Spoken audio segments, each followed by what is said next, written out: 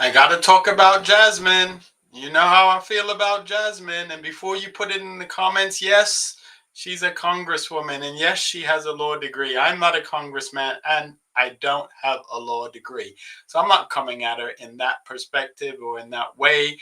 Kudos to her. She's accomplished a lot. As I always say, if it was my daughter, I'd be proud. But she needs to fix up. She needs to get herself together because what she's doing now, she's just a clown show. Ability to deal with numbers, and it was going to pay well. So I was like, I'll be an accountant. Unfortunately, around my junior year, I was the victim of a hate crime or two. And so were a group of my friends all at the same time. Cars were keyed with the N word. We received. I don't believe that. Like, who does that? And I think if it is being done, it's not being done by white supremacists. It's being done by people that are just trying to be mean and like cover their tracks. Like, who's keying cars with the N word? Like, that is, if you use that word and you are not a black person, you will get canceled from society. So I just don't see that happening. And when people just use this vague term of a hate crime, it's one of those things. And just look at how she's telling the story. This doesn't come across as totally true, or maybe she doesn't believe what she's actually saying. I don't know, but we're going to keep watching because her story does change. Hate mail in our on-campus mailboxes. And at that time, my school hired the Cochran firm. And there was a lawyer who graduated from University of Houston who was assigned to me. And it was the first time in my life that I felt helpless. And I was like, I want to help people that are going through what I've just experienced. And at that point in time, I decided that I was going to sit for the LSAT. Now, that just sounds like one of those made up stories that, and we all do this. There's something that happened to us in our life, and we shape the narrative, and we tell the story so much that we actually start to believe the story. I have a couple of those myself.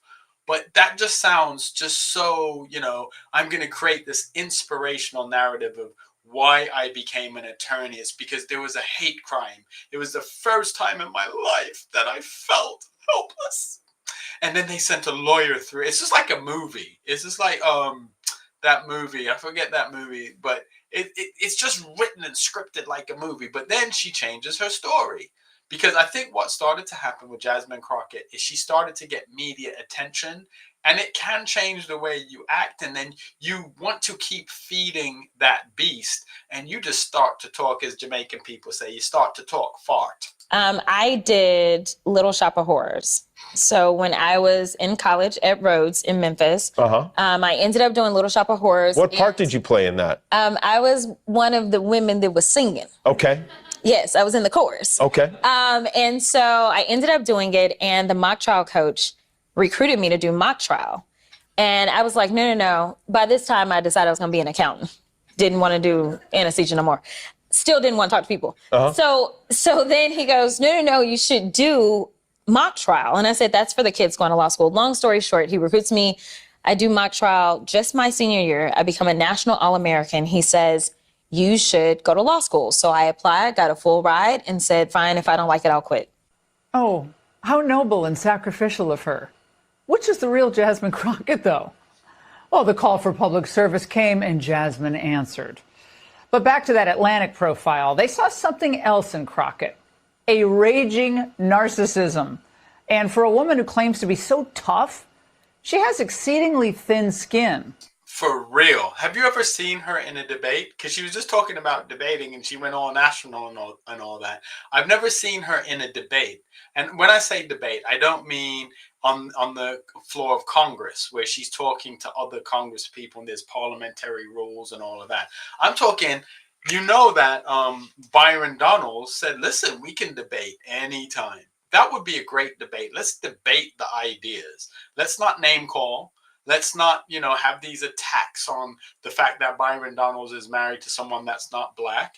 Let's just talk about the policies. And I'd love to see this prowess that she claims that she has with someone like Byron Donalds, but you won't see it because quite often what you find with a lot of these social media politicians is they're good in under friendly fire when people are asking them softball questions. But when they're in a situation which they're not used to being in, which is when they have to explain their ideas and somebody else is challenging their ideas with a different worldview, they crumble if they ever put themselves in that situation. So today we're going to be reacting to Black conservatives' perspective view of this whole thing with AOC and Bernie Sanders and the person that, I talk a lot about, Jasmine Crockett. They described her as highly conscious of her self-presentation. Crockett wore acrylic nails painted with the word resist and a set of heavy lashes over her brown eyes. The lock screen on her phone is a headshot of herself. And Crockett apparently thinks she should be able to control to whom a journalist speaks when they're actually reporting a profile. 4 days before this story was published, Crockett called me to express frustration that I'd reached out to so many House members without telling her first. She told me, shutting down the profile and revoking all permissions. Yeah. And yet another gem that speaks to Crockett's highly racialized view of the world.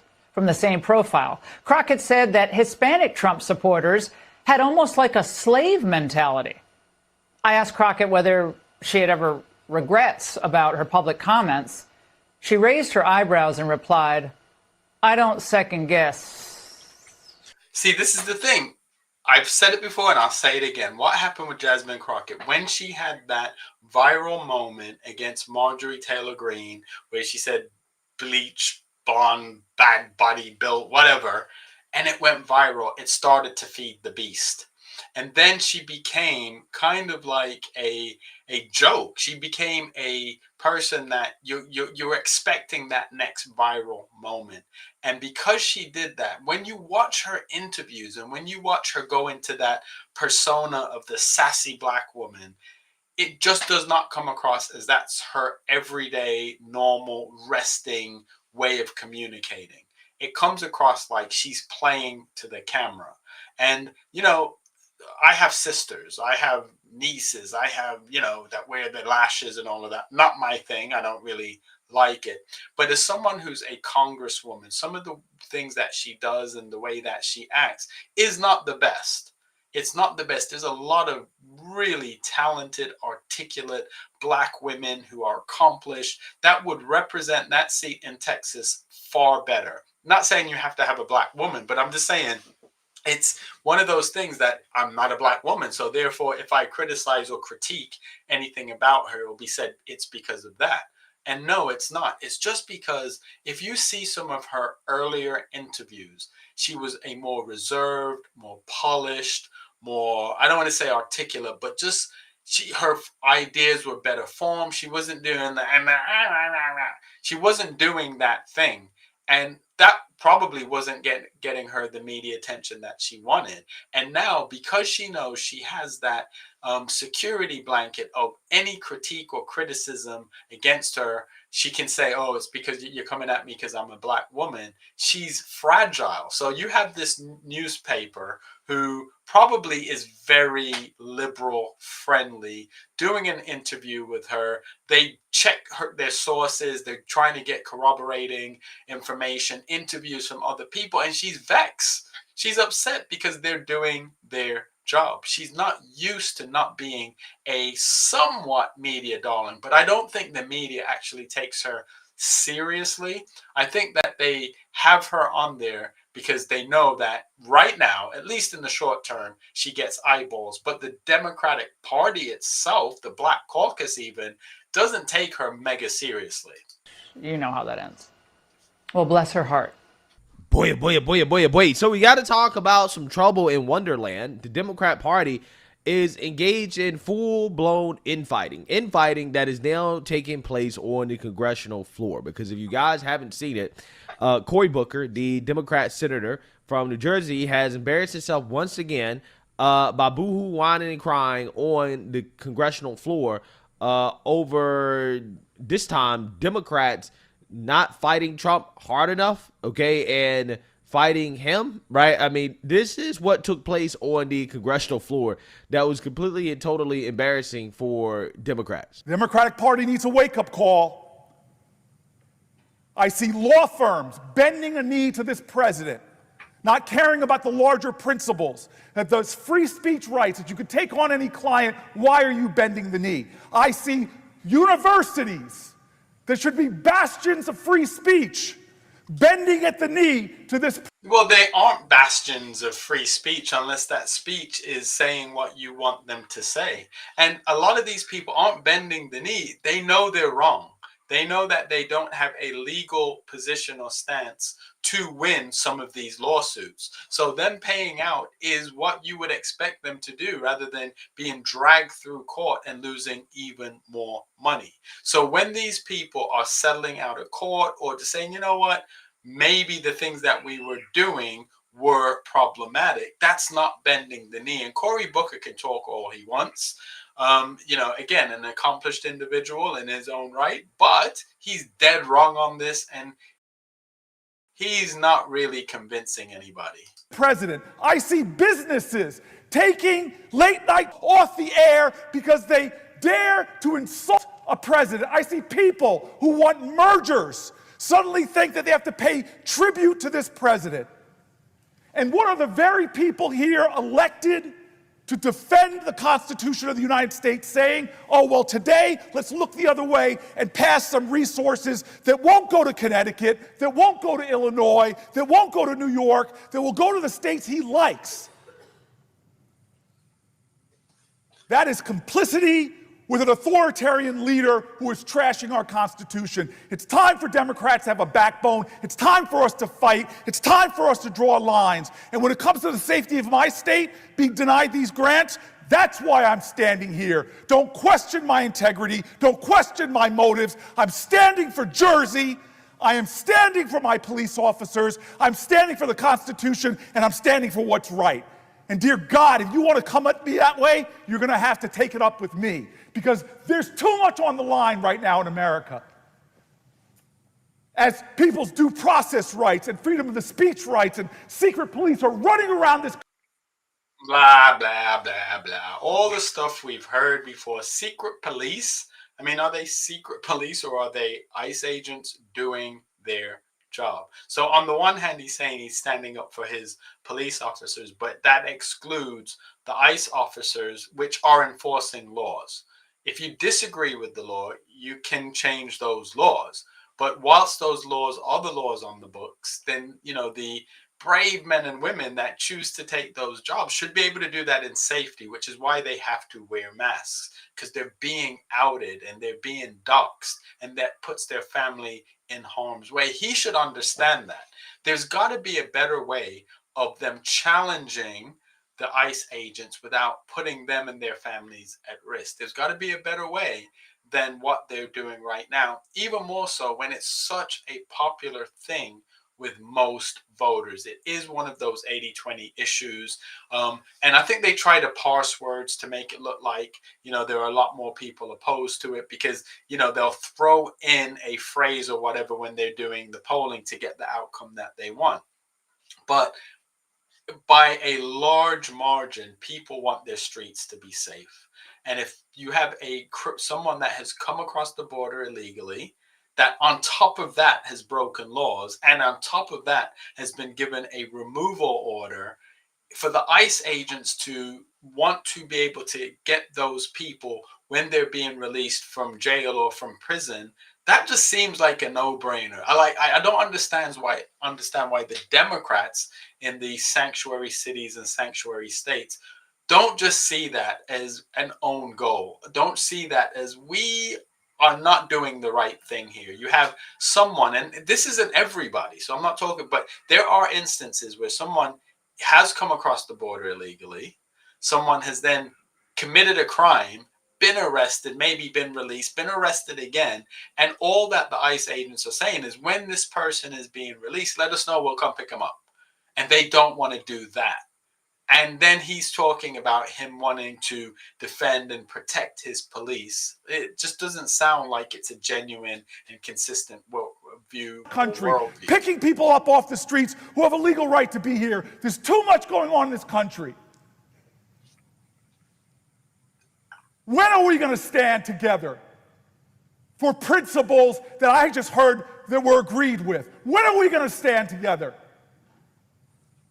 If we don't stand as Democrats, we deserve to lose. But if we stand united, if we stand strong, if we stand with other people, if we tell with a chorus of conviction in America what this president is doing is wrong, if we stand up and speak that way, dear God, we will win. Like all of those people at our ancestors who joined hands together and said, we shall overcome. No, not on my watch. I'm protecting Jersey today. I'm protecting our Constitution today. The Democratic Party needs a wake-up call. I see law firms bending a knee to this president, not caring about the larger principles, that those free speech rights, that you could take on any client. Why are you bending the knee? I see universities. Yeah, that is the current state of the Democrat Party. Completely and totally pathetic, right?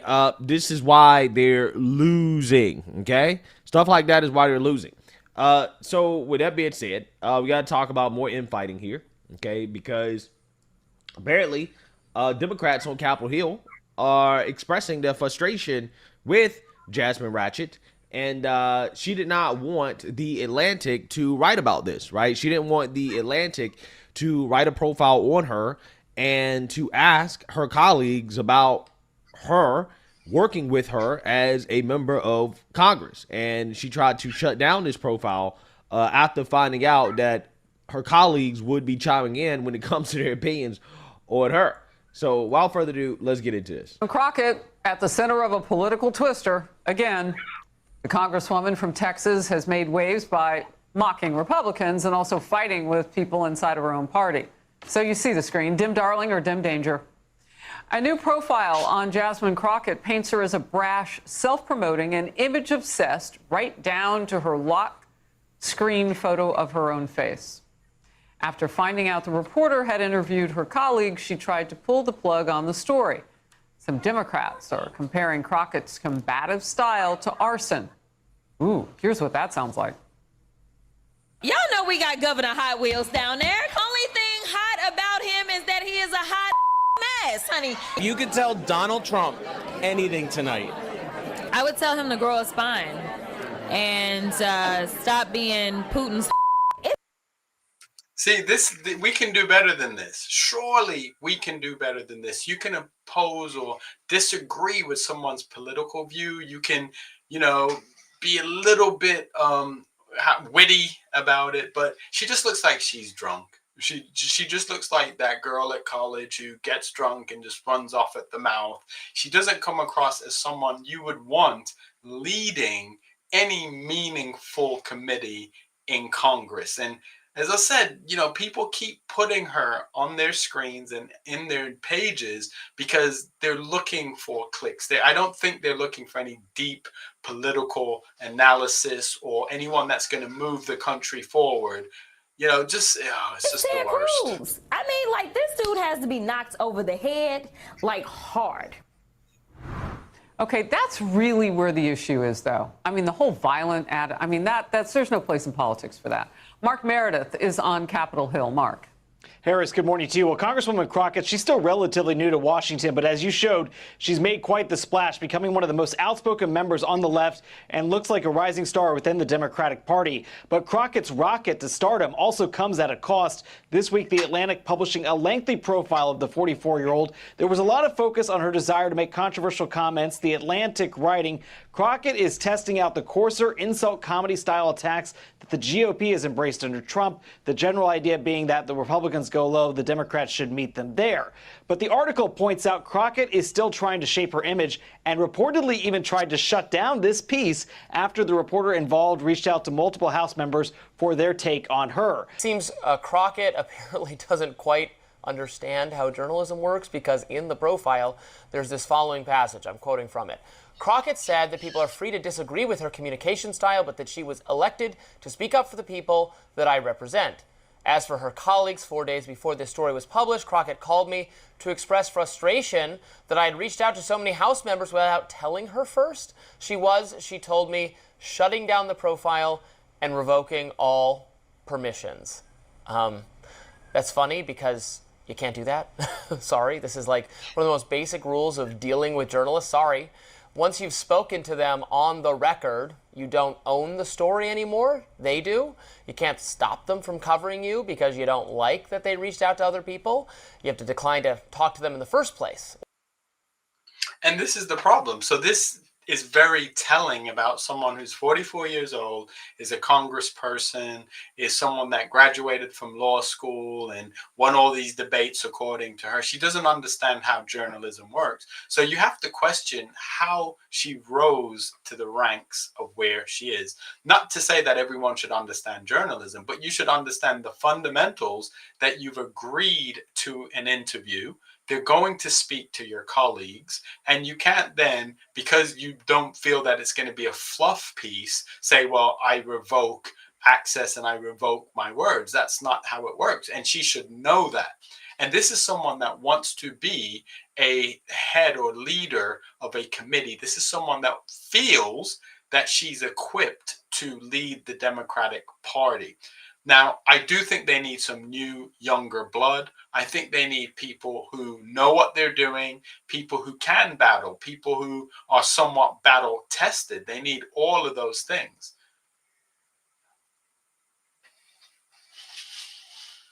But I don't think that they need someone like her who is just looking for clicks and views and likes and is doing like a whole social media. Set the terms in advance. As NBC's Sahil Kapoor put it, not that this is not how any of this works, but don't, of course, try to tell Jasmine Crockett any of that. She is bursting with self-confidence, according to this profile. In fact, she seems pretty unhappy. She was passed over for a top leadership position of the House. The profile recounts her personal feelings of betrayal. Caucus, the Congress, backed a different person. See, Crockett believes she's the most qualified because, and I quote, "There's one clear person in the race that has the largest social media following." Silliness. That's absolute silliness. But this just goes to show the environment that she's come up in. And I think she looked at AOC, which is a different dynamic. And she said, well, I can do that too. That's a Hispanic person doing it. She's a female. She's seemed to have done well for herself. I can do that too. But it's not working for Jasmine Crockett because it is a different dynamic. And if you notice, AOC is probably positioning herself to run for president, maybe not in 2028, but at some point. And she's toning it down. She's doing that thing where I think she's walking back some of the stuff. She's doing it early enough that by the time 2028 comes along, she's put enough distance between herself and the person that she was previously. And Jasmine Crockett is trying to fill that void, apparently. Generating attention, positive and also negative, is something she's quite good at, obviously. Is it really the case, however, that being provocative, spicy, contrarian, unfiltered, attention-seeking, and let's be honest, fairly bombastic and occasionally offensive, is that the best set of attributes for Democratic leadership? Who knows? Maybe it is. Certainly the Democratic base wants leaders to fight the Republicans, if only in virtue signaling sort of ways that have nothing to do with actual power and policy. At least Crockett was willing to do this. If someone on this committee then starts talking about somebody's bleach blonde, bad built butch body, that would not be engaging in personalities, correct? A what now? Chairman. That response is priceless. When you look at their faces, they have no clue what she's talking about. And she'll view that as being racist or whatever, but they have no clue. When you look at their faces, it is so funny. And she finds it funny because she's like, oh, I've said this really witty thing and these people don't even understand it. I make a motion to strike those words. I don't think that's a I'm parliament. trying to find clarification on what quality. Chairman, motion to strike no those idea words. what you just said. We're not gonna do this. Look, you guys earlier literally just said You Democrats- just voted to do Y'all did it it. first, so you You don't want to just talk about voted to do it. Order. I'm trying to get clarification. Look at calm down.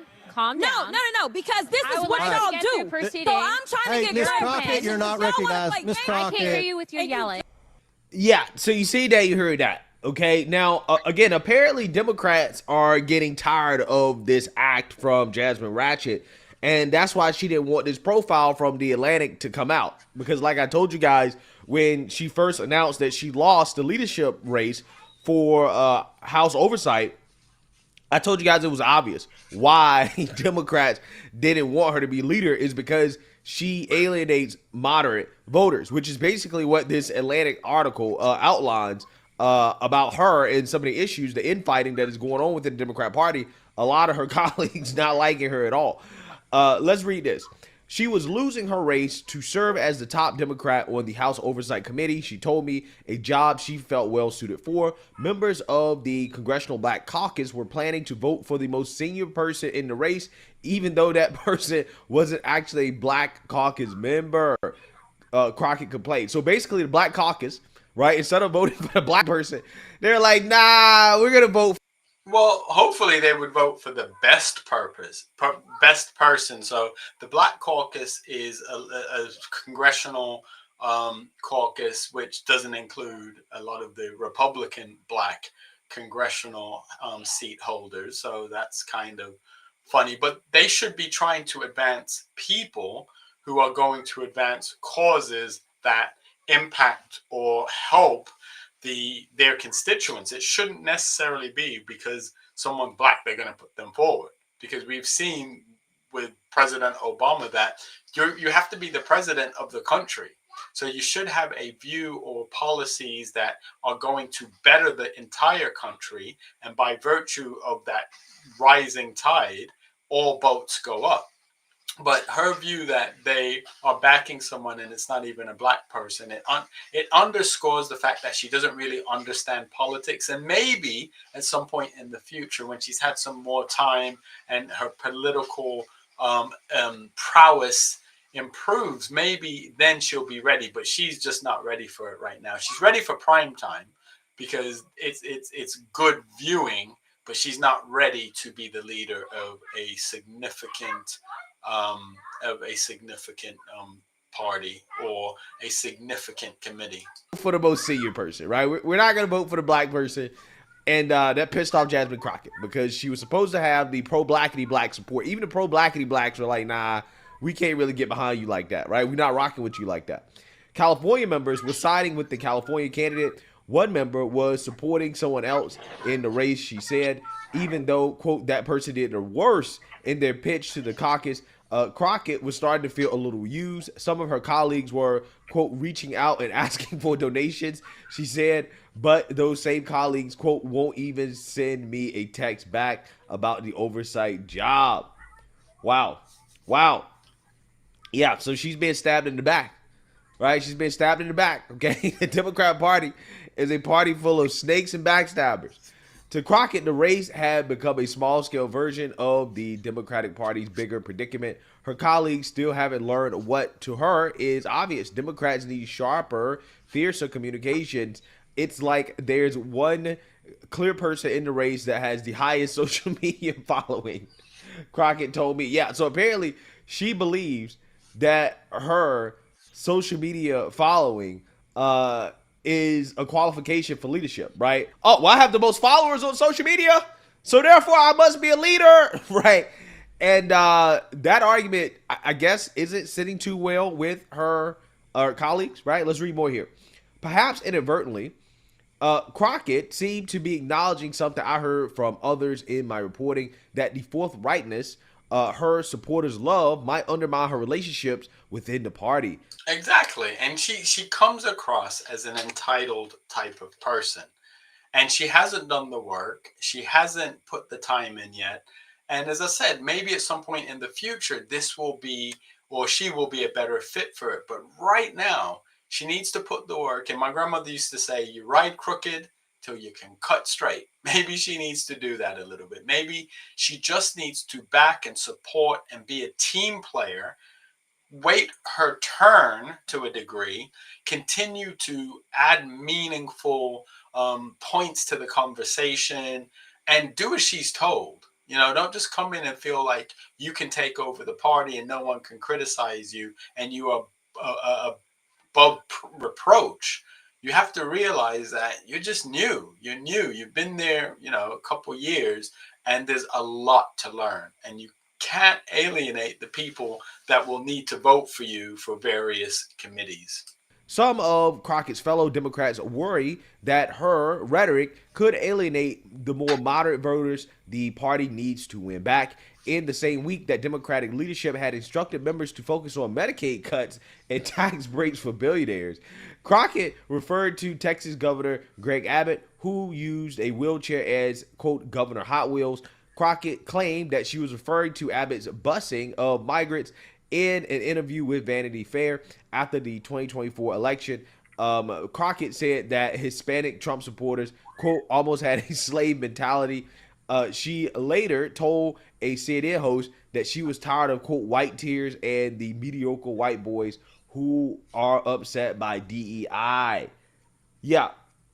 So, that is exactly what I told you guys about why Crockett lost the leadership election. This is what I told you guys. I told you guys that she lost because Democrats think that she's way too divisive, right? I mean, when you talk about the race-based rhetoric that this woman consistently engages in. See, the thing is, in her circles, that's okay. And she realizes, or she feels that it's okay, and therefore she can do that on the national platform. But these more seasoned Democrats realize that there's a time and place for that in these smaller conversations, but on the national stage, they're not trying to have it. Actors and like, I'm sorry, I know they tried to make Black Lives Matter out to be the most violent. What about Black Lives Matter? No. So that's the thing. Like, they try to pretend like that. Yeah. So again, apparently Democrats are not interested, right, in that style of politics. Okay, 13 of her colleagues on the Oversight and Judiciary Committees, along with 20 other Democratic members I contacted for this story, either declined to talk with me on the record or didn't respond to my interview request. Senior staffers for 3 Democratic members told me that some of Crockett's colleagues see her as undisciplined but are reluctant to criticize her publicly. Quote, she likes to talk, one of the staffers said. Is she a loose cannon? Sometimes. Does that cause headaches for other members? 100%. Yeah. So ultimately, at the end of the day, Democrats have an issue with Jasmine Crockett behind the closed doors, right? Behind closed doors, they have an issue with her. Now, Jasmine Crockett apparently has issues with AOC and Bernie in the most ironic way possible. So let's read this.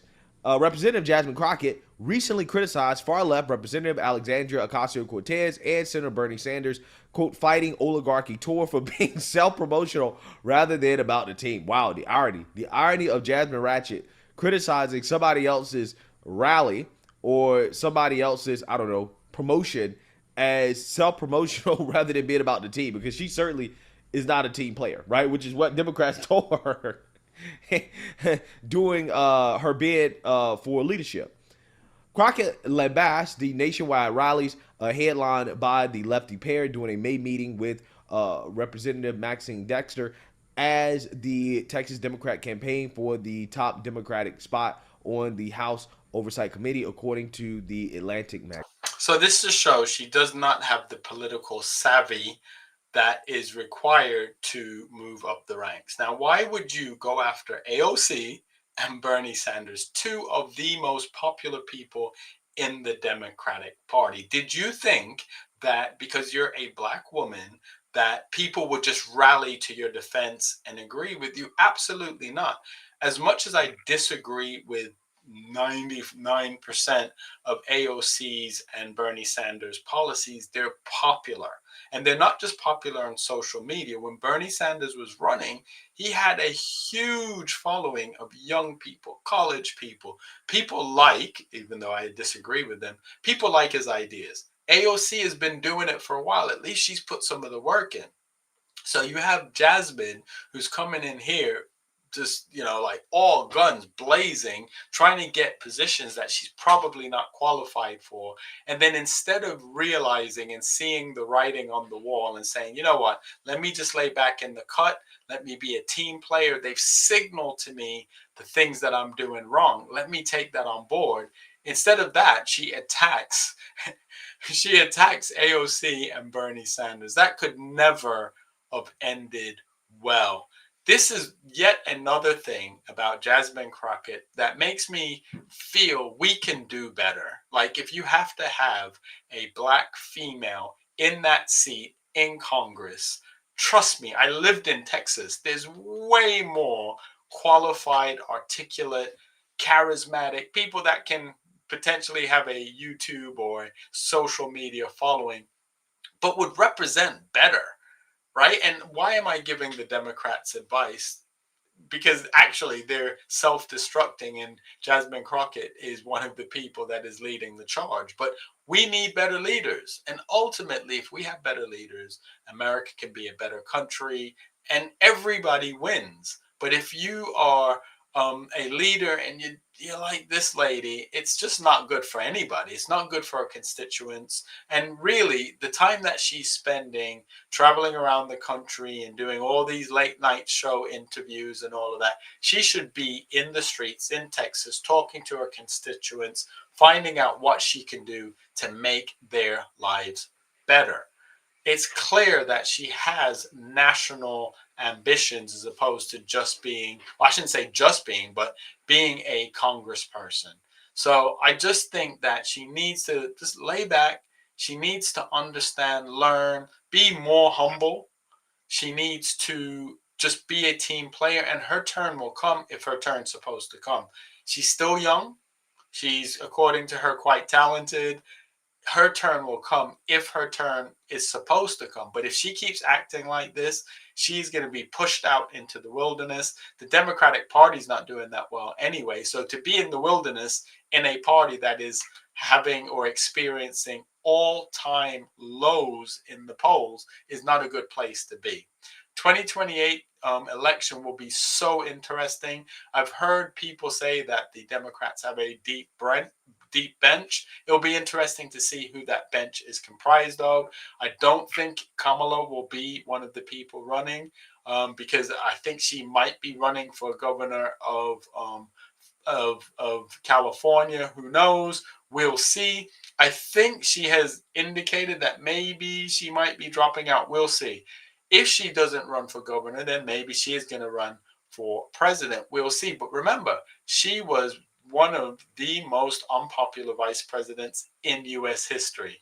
So I think her political career is over. I think Jasmine Crockett is ruining any hopes that she'd have of a political career. But hey, what do I know? As I always say, I'm just a guy with Wi-Fi and a camera. I could be wrong. Make sure you put your comments in the comments box, and make sure that you like and subscribe. A lot of people will watch, not that many people because it's a small channel, but some people do watch and some people don't subscribe. I'd appreciate your subscription. I'd appreciate your feedback and your comments. I do my very best at this point to respond to the comments, even the mean ones. And if you didn't hear from the beginning, as always, I acknowledge the accomplishments that Jasmine Crockett has made to be an attorney, to be a congressperson. I just don't think she's good at it. There's a difference. I can give her the credit for the work, but I can also critique